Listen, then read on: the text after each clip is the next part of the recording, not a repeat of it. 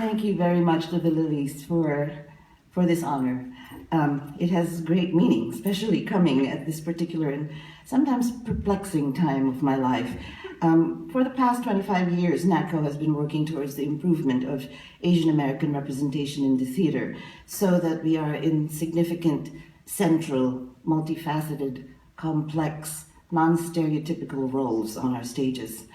I know that change often happens in painfully slow increments, but I believed I was seeing some progress. But for the past 5 years, there seems to have been a huge backslide, an uptick in what I'll call irresponsible and careless casting when it comes to Asian Americans, in theater and in film. Instances of exclusion and yellowface, which to me point to a severe backlash to our endeavors for equity and diversification, to our efforts to represent on stage a more accurate picture of what America looks like today. This turn of events will sometimes burden my heart and deflate my spirits. And yet, congruently, I have been given opportunities, outside of NAATCO, of course, to portray just the kinds of characters that I advocate for Asian American actors. Almost all of these opportunities have been made possible by women. My recent run of good fortune began about 3 years ago when Melanie Joseph and Lear DeBeston had cast me as a god in Szechuan. And then Maria Stryer, who first, along with Peggy Stafford and Portia Krieger, let me be Karen Carley's Bubby, and then with Kate Ryan, let me be an owner of a Cardin gift shop somewhere in New Hampshire without having to explain how an Asian American got there. Next, Kate Benson, via Sunday Evans and Susan Burnfield, made me the matriarch of 4 generations of the most diverse family I've ever had the crazy fun to do on stage. And then Lisa McNulty joined in the fun in remounting This Beautiful Day in November. And then Lisa, Sarah Rule, and Kate Worski gave me the most wonderful gift of portraying Elizabeth Bishop. A few months ago, Claire Barron convinced me to play one of her alter egos, Who Would Never Love Again.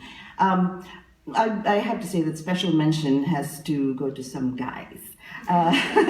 Jack Doolan and Jim Nicola, who I think was a previous Lilly awardee, Linda Chapman and Eva Van Hove, who made it possible for me to portray a mother of a character played by an African-American actor and a white one, and to Jack Cummings III, with whom I'm currently in rehearsals for the Transport Group production of I Remember Mama, which will be presented at Two River. You gotta check it out.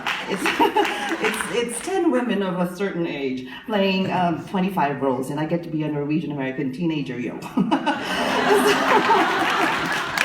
I implore everyone who is here tonight, to get on this bandwagon. Let's make it a band truck, a band cruiser, a band jumbo jet.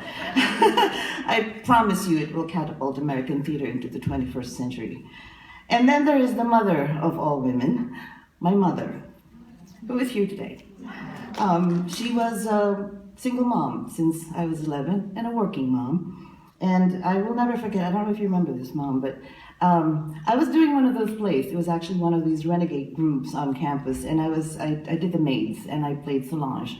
And the day after, I visited Mom, and I recall this very, very clearly. I was standing in her kitchen in the early afternoon, and she very quietly walked up to me, and I turned around, and what I saw was, I swear, it was a mixture of equal parts pride, heartbreak, and worry. And she said, "You're good." And then she told me how important it was to do what meant the most to me, to do the thing that I was most passionate about. And then she warned me that it would most likely mean a hand-to-mouth existence. That was the first time I heard that phrase. And I have become very intimate with it. To this day, in fact. And then she gave me a talisman. It was the engagement ring that my father had given her.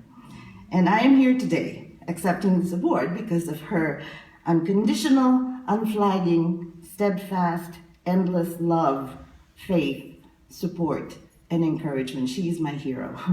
Thank you very much, Mama. And thank you very much to the Lillys.